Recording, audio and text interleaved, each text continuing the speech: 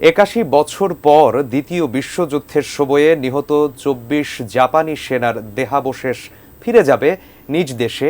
Comilla Mainamati war সিমেট্রিতে কবর খনন এবং যাচাই বাছাইয়ের কাজ চলছে জাপানের একটি বিশেষজ্ঞ দলের মাধ্যমে।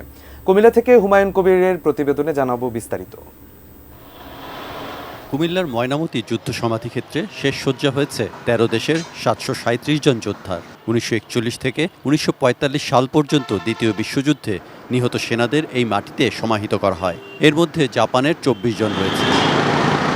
৮১ বছর পর ২৪ জাপানি সেনার দেহাবশেষ ফিরছে নিজ দেশে। এসেছেন ৭ সদস্যের একটি ফরেনসিক বিশেষজ্ঞ দল।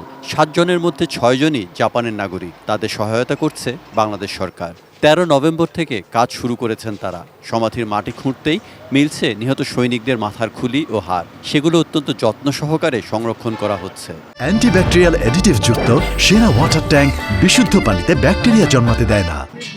প্রথমত আমাদের ২৪ জন জাপানি সৈনিক যারা এখানে সমাহিত করা আছেন, তাদের পরিবার সদস্যরা তারা এসেছেন, তাদের সদস্যরা এখানে এসেছেন সেটার খোঁজে।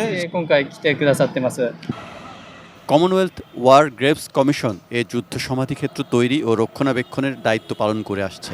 দেহাবশেষ স্থানান্তরে তারা জাপানিজ দলকে সহযোগিতা করছে। বাংলাদেশি বিশেষজ্ঞ অবসরপ্রাপ্ত কর্নেল সাজ্জাদ আলী জহির বীর বিক্রম ও দোভাষী সাদিক হোসেন রানা রয়েছেন সঙ্গে। ২৪ নভেম্বরের মধ্যে এই কার্যক্রম শেষ হওয়ার কথা আছে। কাজটা সম্পূর্ণ হওয়ার আগে পর্যন্ত কোনো রকম রেজাল্ট দিতে পারি না, কারণ এটা একটা চলমান প্রক্রিয়া শেষ পর্যন্ত। অ্যান্ড স্পেশালিস্ট এসছেন, আজকে একজন চলে যাবেন, হয়তো এই ৮ জন শেষ পর্যন্ত কাজ করবেন। প্রতি বছরের নভেম্বর মাসে কমনওয়েলথভুক্ত দেশের হাই কমিশনার ও তাদের প্রতিনিধিরা এই সমাধিস্থলে ফুল দিয়ে দ্বিতীয় বিশ্বযুদ্ধে নিহত সেনাদের প্রতি শ্রদ্ধা নিবেদন করেন। Saikat Dasgupta, desk report, ATN news.